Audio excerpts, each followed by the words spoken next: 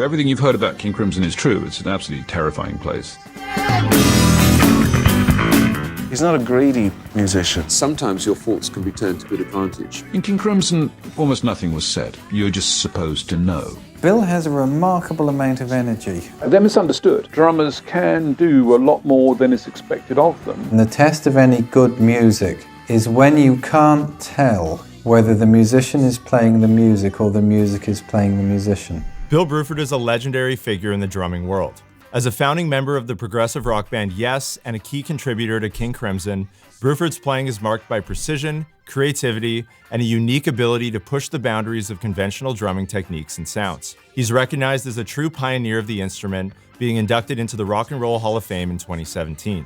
And despite retiring, Bruford continues to innovate, launching a new chapter in his career as an author and lecturer. He's even earned himself a PhD in music. With these accolades and a discography spanning over 40 years, he's solidified his reputation as one of the most influential and forward-thinking drummers in music history. Join us as we dive into the genius of Bill Bruford.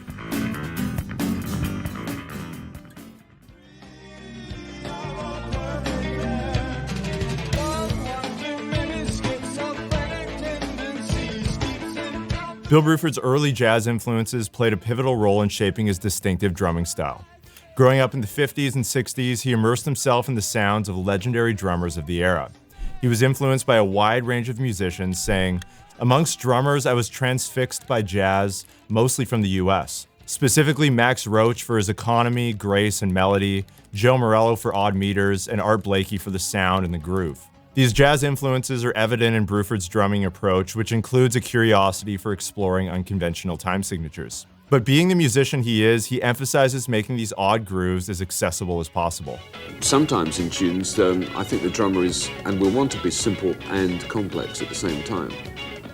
So that if there is an odd-numbered rhythm, perhaps a 17 or some trickier beat like that, which half of the orchestra has, it may be best to offset that with a steady 4/4 pulse, so that the audience locates the dance groove in it, locates the simple, essential beat, from which it then perceives the tension of the odd number on top.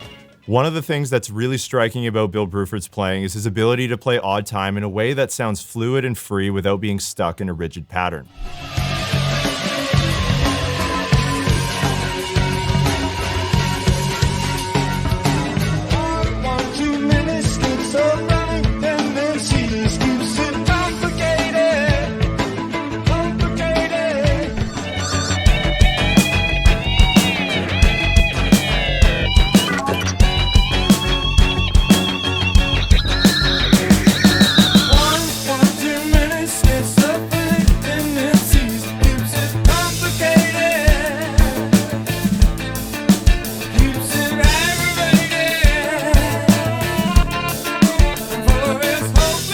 Now listen to how effortlessly he explores a groove in 1916 on the track Seems Like a Lifetime Ago Part 2 from his band Bruford.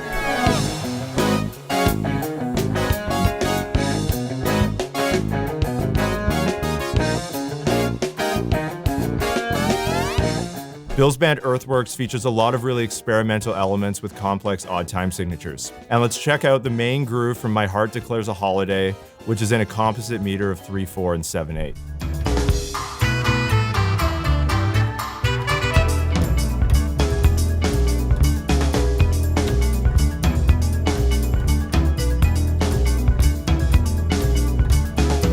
A couple of decades prior with Steve Howe, Bruford lays down a driving groove in 9/8 on the track The Inner Battle.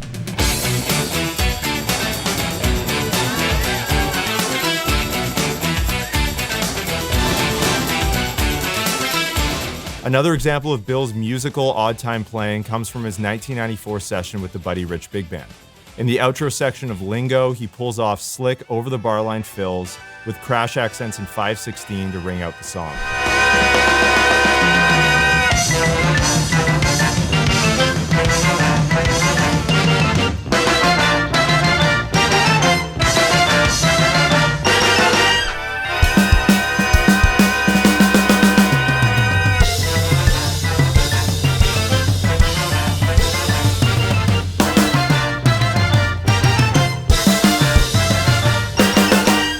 Now, odd time drumming doesn't have to be complicated, and Bruford's solid 7/4 groove in UK's In the Dead of Night perfectly demonstrates this.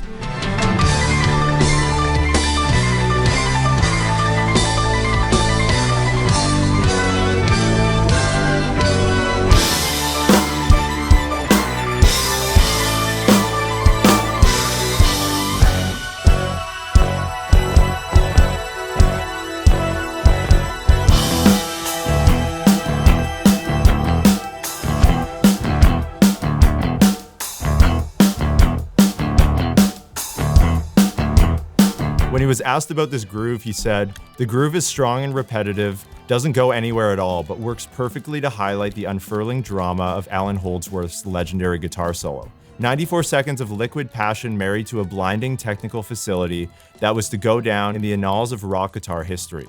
I couldn't resist putting a ratchet on the third beat of every bar, right there in the hole. A great day at the office." Bruford's discography is full of examples of incredible odd time drumming, but it's his ability to infuse these grooves with creative elements and musicality that sets his drumming apart. If you merely offer the complex beat, people tend to only perceive it as a complex beat. If you offer the simple at the same time, there is the tension, there is the excitement, there is music.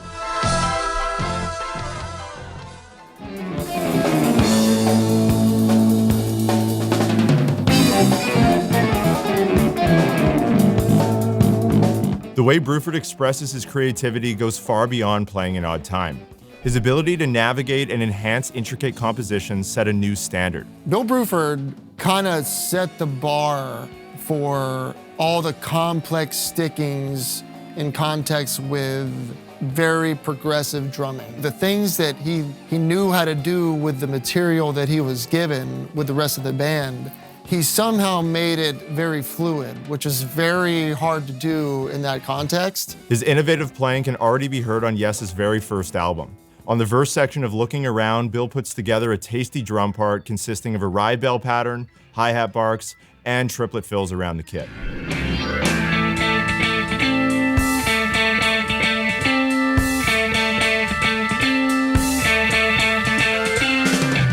The drum part Bill lays down on Yes's cover of the Beatles track Every Little Thing is a great example of him finding his unique voice and vocabulary behind the kit.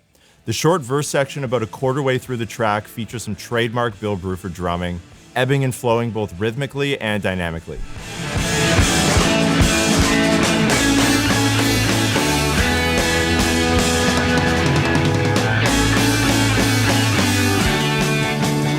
And while it can be tricky to latch on to some of his more complex playing, Bruford retains a rudiment-based approach to constructing his drum parts. And drummers, funnily enough, have what is known as 26 drum rudiments, which are the basic building blocks of drumming.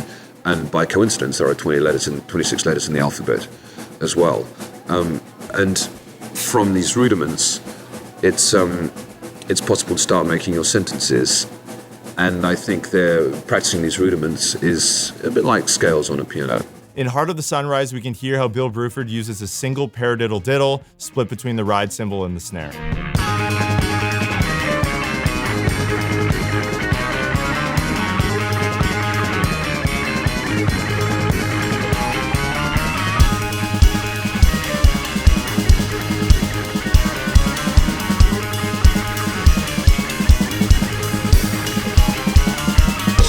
The classic 8.5-minute track Roundabout is also full of standout moments, the first one being the syncopated groove we hear in the verse.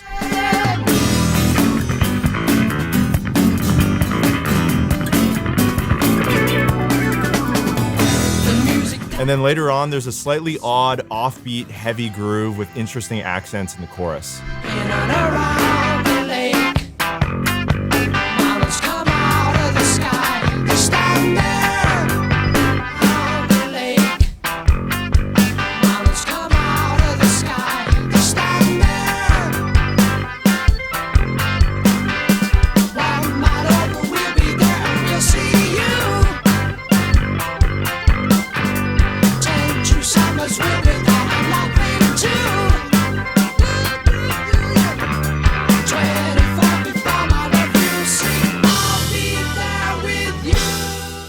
And then in the bridge section, once again, we hear Bruford using lots of different rudiments, notably the paradiddle and the paradiddle diddle.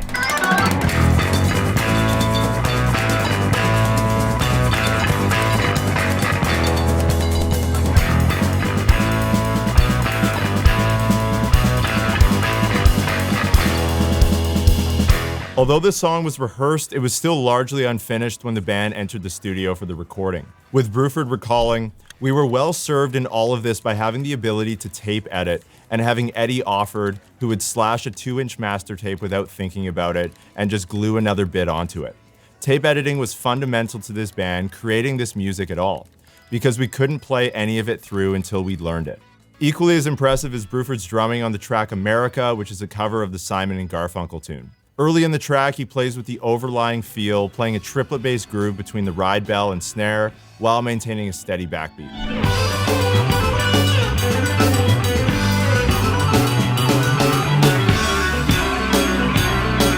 Tension and release is another important element of Bruford's playing.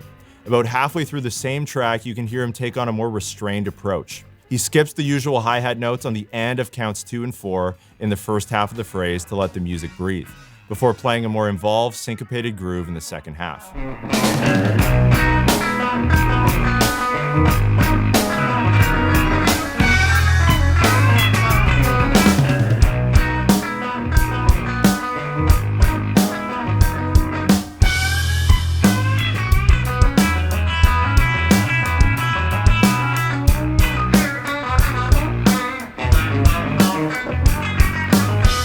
Towards the end of this track, he's in full flight, showcasing his subtle and refined pocket. Here he locks in with the guitar and bass line, playing a funky syncopated ride bell groove that perfectly fits the music.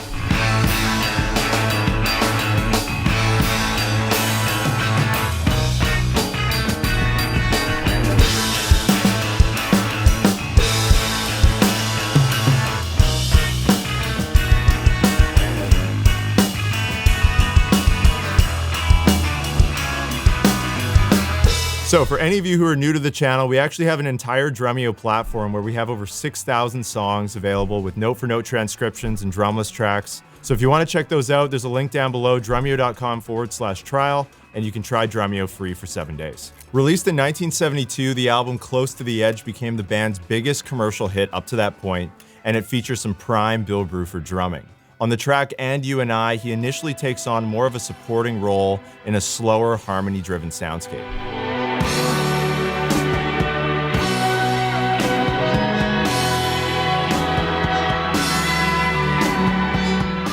But by the 7-minute mark, many of the themes and motifs developed throughout the song are reintroduced, this time with a driving 16th note groove from Bill Bruford. And pay attention to how he's playing well behind the beat here. I listen hard but could not see, like tempo jump. I listen hard but could not see, like tempo change out and inside me. The preacher training on to lose his name. The teacher travels asking to be shown the same. In the end we'll agree, we'll accept, we'll immortalize. Let the truth of the man maturing in his eyes. The self-titled track off this album is a fan favorite and a true classic. It's recognized as a defining moment in the prog rock scene, and it showcases lots of different influences from various band members.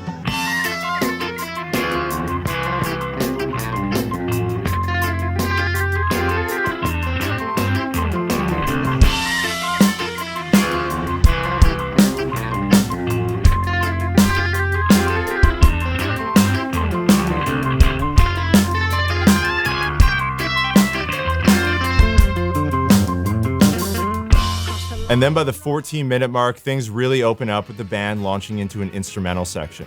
Here we're treated to some peak drumming from Bill Bruford, orchestrating rudiments around the kit in different grooves and fills.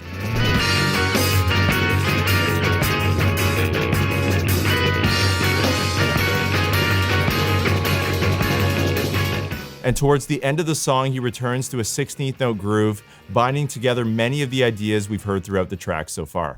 On the hill we build the silence of the night. Don't witness cycles only of the past. On the hill we build the silence of the night. Don't witness cycles only of the past.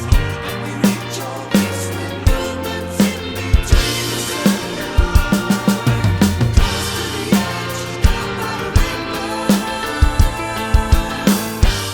his time with Yes, Bruford gained a deeper understanding of composition and writing music. And it wasn't long before he looked for new challenges where he could better express his newfound progressive ideas. As far as Yes was concerned, I felt that after a popular album we did called Close to the Edge, I really didn't feel I wanted to go that particular pathway anymore. I wanted the next best thing to a musical cold shower, really, which was going in Robert Fripp's King Crimson at the time.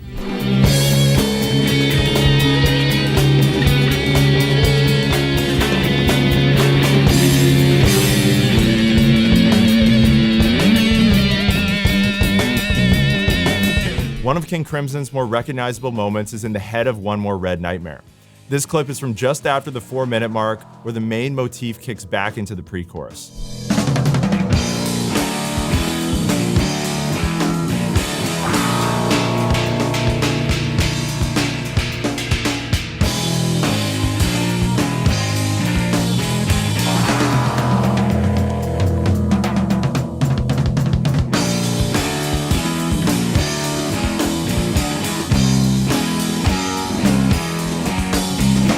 And speaking of King Crimson drum parts, we can't overlook what Bill Bruford plays on the song The Great Deceiver.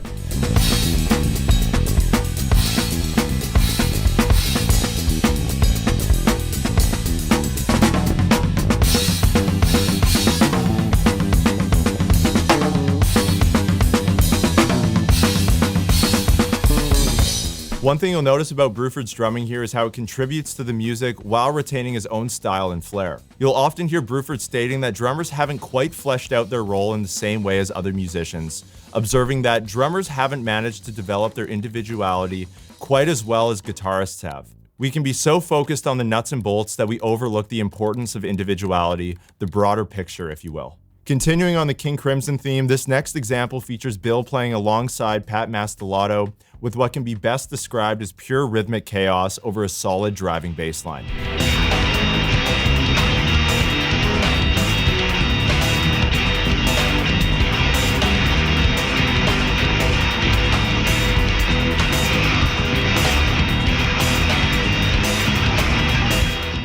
And of course, we can't forget about the song Starless, particularly right at the 8-minute mark.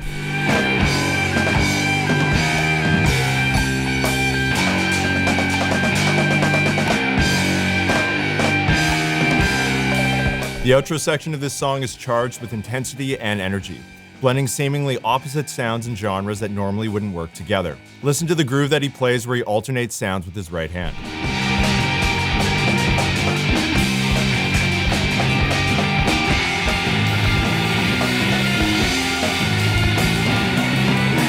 In the 1981 track Frame by Frame, we can hear Bill Bruford playing a super dense groove that emphasizes the guitar riff.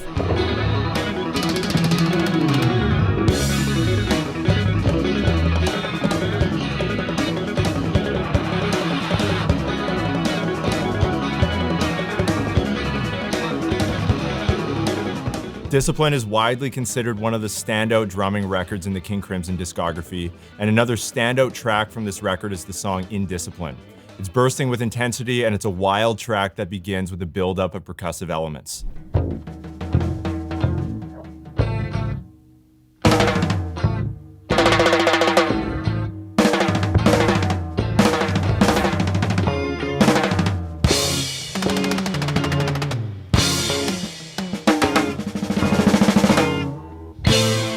Now, jumping back just a few years to 1978, Bill Bruford released his very first solo album, and one of his most iconic grooves comes from the song Beelzebub.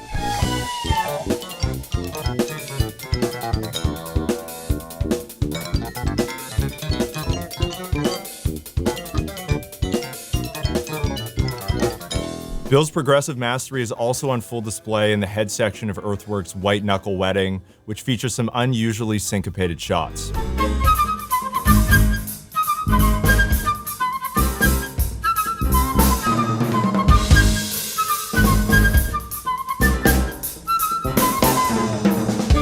And of course, we can't film a video on Bill Bruford without acknowledging his time with Genesis in the late 70s. So here's a clip of him double drumming with Phil Collins.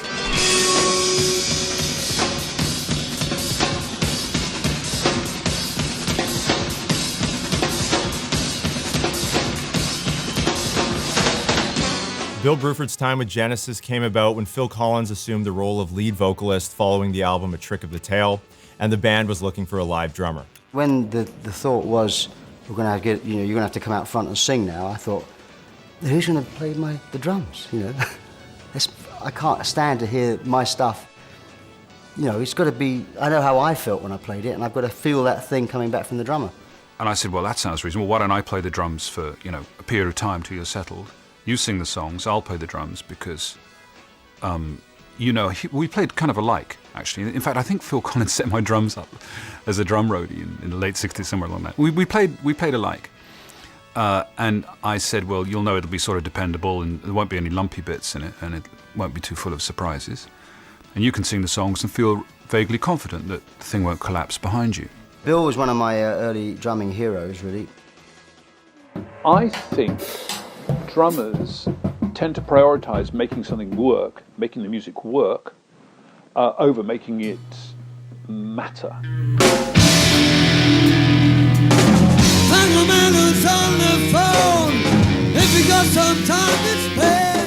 Although we've been looking at some of the more complicated and challenging drum parts that Bill recorded throughout his career, he was also 100% capable of laying down more simple grooves and more basic meters. To demonstrate this, let's look at the UK track Nevermore, where Bill lays down a syncopated hi-hat groove with a more laid-back feel.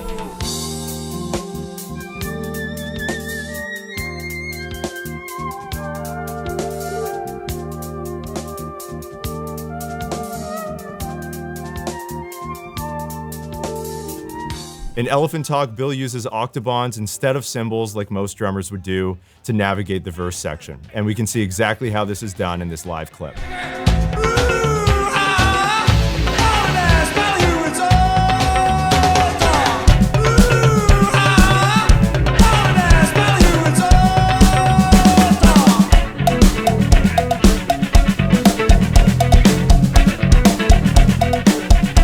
Bruford had a way of adapting his playing to any musical context he found himself in. And this ability to adopt a completely new, unique style of playing is most evident during his time with King Crimson. Whatever you do before you join King Crimson, would you please not do it when you're in the band?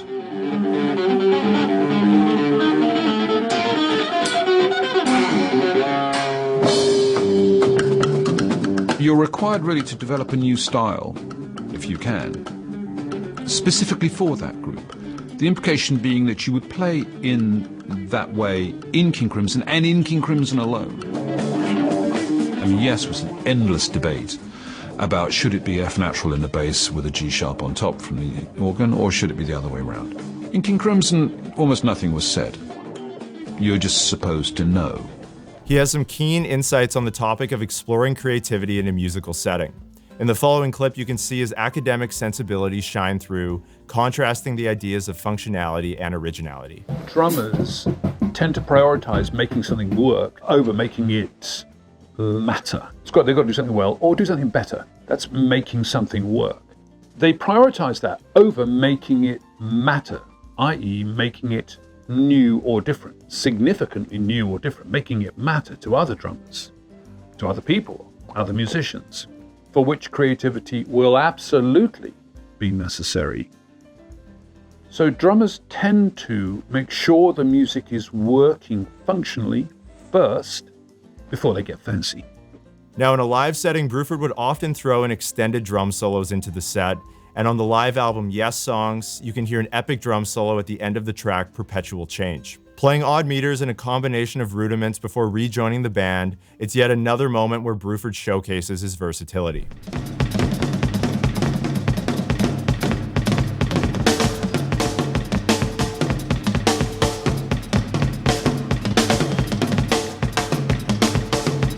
And if it sounds a little bit like he's searching during this solo, that's because he is. Bruford often viewed improvisational solos as a great way of exploring and finding new ideas. Another interesting thing about soloing is that it can be your research and development period of the evening. I feel I can play very risky ideas to an audience in a solo, and I'm doing something on the drums which I'm hoping the group will pick up on and be able to use in its music. I quite often offer textures, particularly from the drums in drum solos, that I would like to be playing behind the rest of the group. Over time, Bruford's drumming evolved and changed, and this was largely due to his shifting interests. Bill explained that this pulling of levers goes on to varying degrees in the musical instant. In the medium term, over a song, an album, or a tour, and over the full long-term arc of a whole career at micro and macro levels. It changes all the time. I always had considerable interest in time signatures and meters, much less in metronomic tempo. Timbral and dynamic variations were playgrounds of delight, especially with the onset of electronics. As rock drumming became more constrained in multiple ways at the performance level, especially in respect of dynamics, I moved to what I perceived as the greener pastures of jazz. In line with this, Bill would go on to record 2 songs with the Buddy Rich Big Band. Here's a clip from the classic Willow Crest where you can see Bill pull off some classic big band drumming.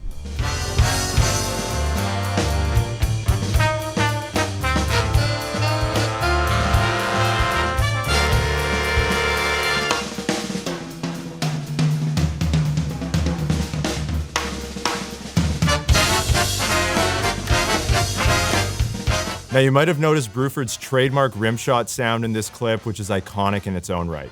Surprisingly, the snare sound is actually less intentional, but more of a lucky accident stemming from improper technique. Why does Bill Bruford's snare drum sound like this? And it's simply because I hit it in a certain way, because I had a rather weak left stick grip. Sometimes your faults can be turned to good advantage. The pragmatic side of it is that I had to play to audiences. They had to hear me. There were no microphones on the drums. I had to cut through a band. And that's why I sound the way I do. Another gem from Bill's 70s era is the album he recorded with Roy Harper called HQ, or in North America, When an Old Cricketer Leaves the Crease. In the track Grown Ups Are Just Silly Children, we get to hear Bill lay down a more southern rockabilly vibe.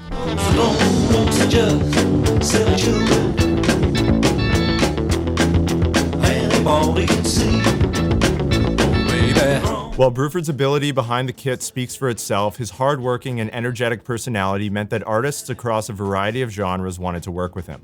Bill has a remarkable amount of energy. He's a straightforward, honest, enthusiastic professional musician who should have lost his enthusiasm and turned it into cynicism years ago. When it comes to exploring unfamiliar genres and styles, there needs to be a willingness to step outside of what's comfortable and familiar.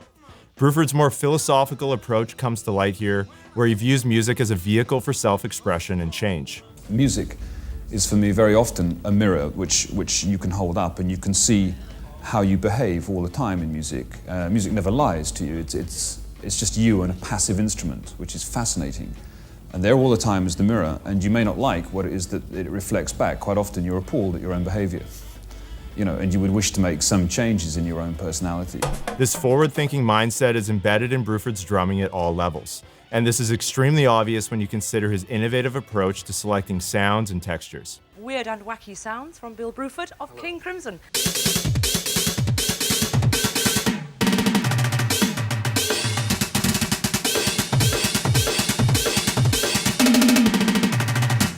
Things that I love about Bill is his willingness to change. When we worked together the first tour, he was very electronic. The next tour, he was totally acoustic. I've just really appreciated the way he has come up with these concepts to keep on growing and changing and kind of push the instrument in ways that are not pedestrian.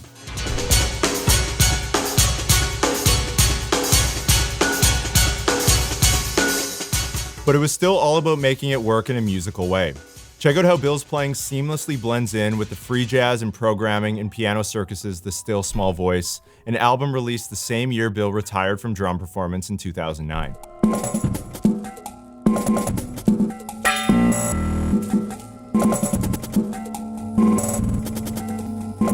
In King Crimson's Neil and Jack and Me, Bill substitutes interesting electronic sounds for his hi-hat.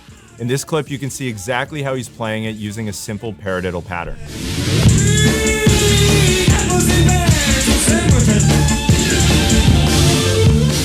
The bizarre melody at the beginning of Earthworks' track Stromboli Kicks perfectly embodies Bruford's concept for drumming by blurring the lines between melody and percussion. We can see how Bill accomplishes this in this live concert from Germany in 1991.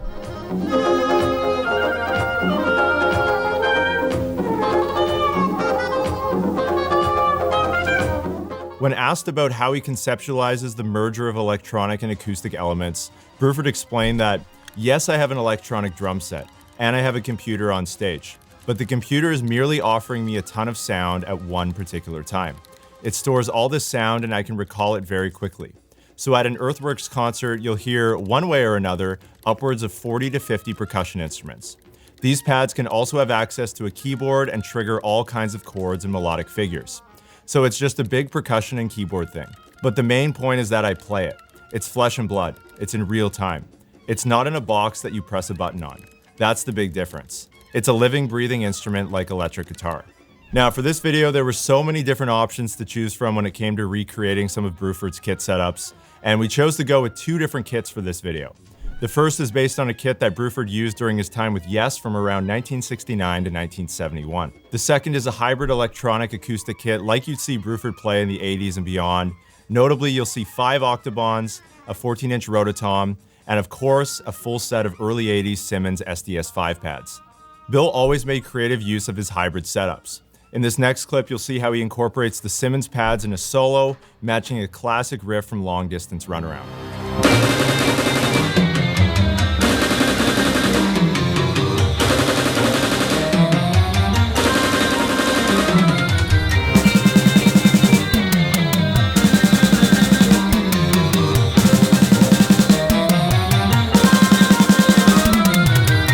Another great example of Bruford's innovative approach is found on David Torn's track Previous Man. Here he creates his own unique time feel using unconventional sounds.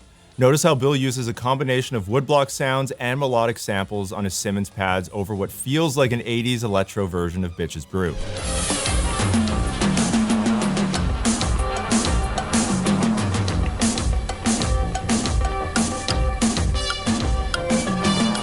In the late 80s, Bill also recorded a couple of albums with Kazumi Watanabe, The Spice of Life and The Spice of Life 2. In the track Andre, Bill plays a groove that features a splash that pans left and right in the stereo field for a really interesting effect.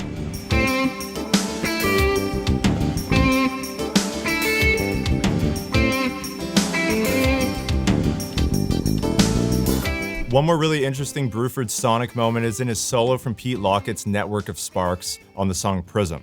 Here he's using a variable pitch floor tom, adding melodic elements to the drum set acoustically rather than electronically.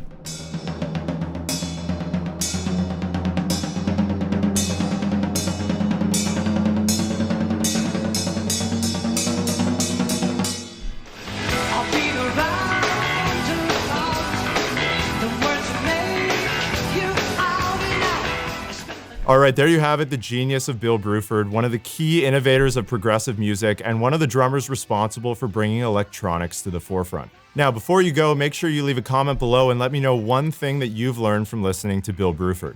And if you enjoyed the Genius Of series, the next episode is on Trey Cool from the band Green Day. It's going to be a good one and you don't want to miss it. And lastly, don't forget about all the drumless tracks and note-for-note transcriptions we have inside the Drumeo platform. There's a link down below, drumeo.com/trial.